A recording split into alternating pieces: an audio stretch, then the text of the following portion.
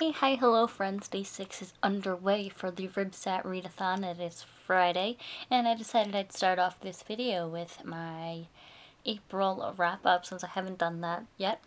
And in the month of April, I read a total of 5 books. So the first book I finished in the month of April was Harry Potter and the Half-Blood Prince. Obviously, I gave this 5 out of 5 stars.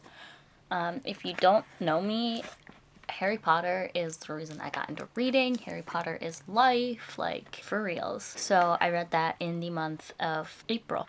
Next, I read Tuesdays with Morrie, and I rated this one 5 out of 5 stars as well. If you don't know what Tuesdays with Morrie is about, it's about this professor who ends up getting cancer, and his last class lesson is to one of his students, and it's basically this extended lesson through his whole life of him dying from this cancer, and this book is literally just super, super, super amazing.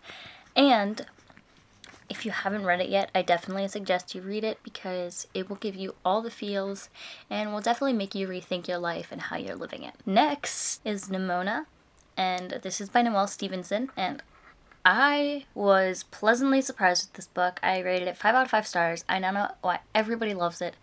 It was just super duper awesome, and it's basically about this evil villain who is joined up with this shapeshifter girl, and things don't go the way they're supposed to. So the next book I read in the month of April is Nick and Nora's Infinite Playlist. This is a book about this kid, and he just is broken up with by his girlfriend, and then he asks this girl at this club concert area to be his girlfriend for 7 minutes while his ex-girlfriend is around. This book was definitely a lot cuter at the end than it was at the beginning, but I rated it 3 out of 5 stars. It wasn't my favorite book, but I did speed through it a bit. I have some mixed feelings on it. I had a love-hate relationship with it and everything like that, but it was still an enjoyable read, and I definitely recommend it if you are not fully against, like, a bunch of curse words and sexual innuendos and sexually explicit content, because some of it does get a bit sexual. And then the last book Goodreads says I read in April, but I ended up actually reading on May 1st, but I'm still going to count it in April's wrap up just because I literally only had 90 pages, and that is The City of Ember, which is the first book that started off this readathon. I rated this 4 out of 5 stars. I read this when I was little, and it's basically about a town where it is run as like a normal town, but they're losing a lot of their goods. So like they're running out of food, their lights are dimming, and their generator is failing, and basically the city is just this dystopian place and stuff like that. And I enjoyed it just as much as I did when I was younger. So those are the books I read in the month of April. It is currently 12:45 in the afternoon, and I have been up since around 10. I was making food for my lunch / dinner later, and I was also eating my dinner and just catching up on some Facebook things and Twitter things and Goodreads things, everything of that sort. I'm gonna get down to it and finish Daughter of Spoken Bone today. I'm determined to finish this. I'm determined to know what happened, and I'm hopefully not going to get super attached that I'm gonna need the next book right away. So yeah, time for me to get reading. Hey guys, so it is 8:30 on Friday night, and I just now finally finished Daughter of Smoke and Bone, and let me tell you, I don't even know how to react at how this book ended. I don't even know how to react with how it unfolded, but I need the next book in my life, like, ASAP. So I think I'm gonna put that on hold for my library and hope that it comes in before I go on vacation. But holy buckets, this book, man. This book was crazy. Like, I don't even know. Everybody just needs to read this, and then I hope the rest of the series is as good. But I just really like Karu and Akiva, and after finding out everything that went on, I like them even more. But then the ending just ripped out my heart in so many bitter pieces.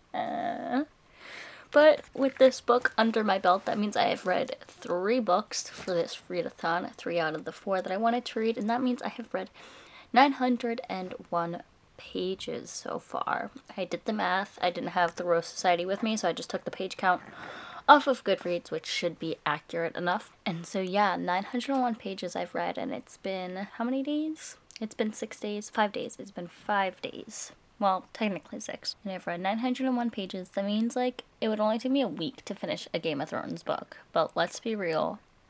Those books are way too intense for you to finish in a week.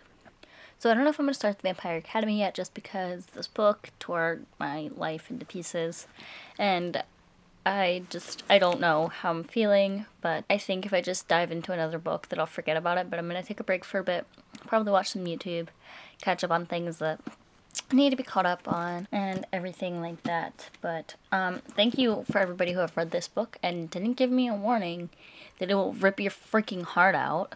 Like, the ending, which just wasn't expecting that.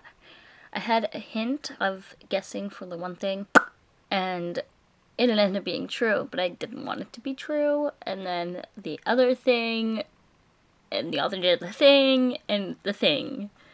So yeah, I think I'm just gonna go recuperate from this book for a bit and then start Vampire Academy later.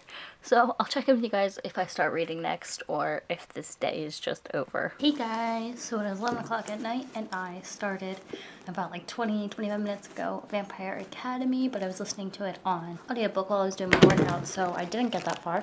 I will tell you how many pages I got into this. I'm only on page 11 and I don't know how I'm feeling so far, but obviously I won't have that much thought or opinion on it just because I'm on page 11. I'm making myself some food right now, so I'm going to read while my food is cooking. And I'll see how far I get before my melatonin kicks in. So, hey guys, so it is 12 on Saturday. So we're officially on the 7th day, but this is considered my day 6 wrap-up. I literally only got 2 pages in this book since the last update, so I'm just gonna end this vlog here because I am falling asleep sitting up. It's bad. It's really bad. So, if you like this video, please give it a huge thumbs up and hit that red button down below to be subscribed to my channel and notified whenever I post any more new videos. Also, in the comments down below, if you have any Rybsat reading updates you'd like to show me, you can link those or post those in the comments down below. I definitely love talking with you guys. It makes my day. So comment all you'd like. And until next time, bye guys.